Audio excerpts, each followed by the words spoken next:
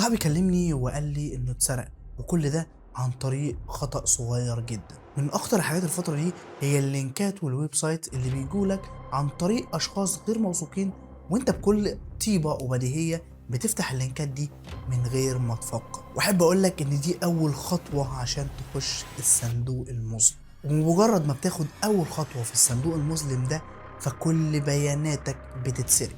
ولكن انا جاي اقول لك على حل بسيط جدا. لو انت معاك ايفون متحدث فوق تحديث الاي او اس 16، اول حاجه هتروح على البرايفسي اند سكيورتي، وهتنزل تحت خالص لحد ما هتلاقي لوك داون مود.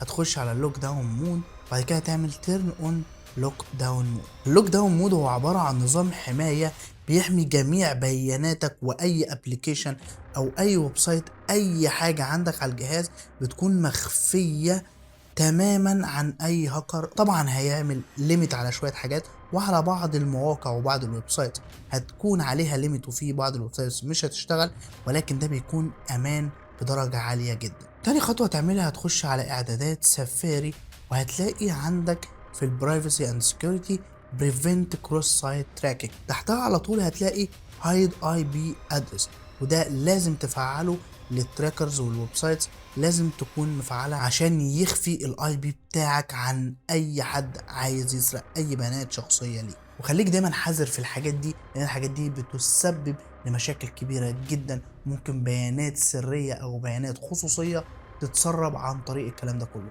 فخلي بالك ما تفتحش ويب سايت من حد مجهول، ولا تفتح اي موقع مجهول انت ما تعرفش عنه حاجة. خليك دايما في الامان، وفعل الثلاث حاجات اللي انا قلت لك عليهم دول.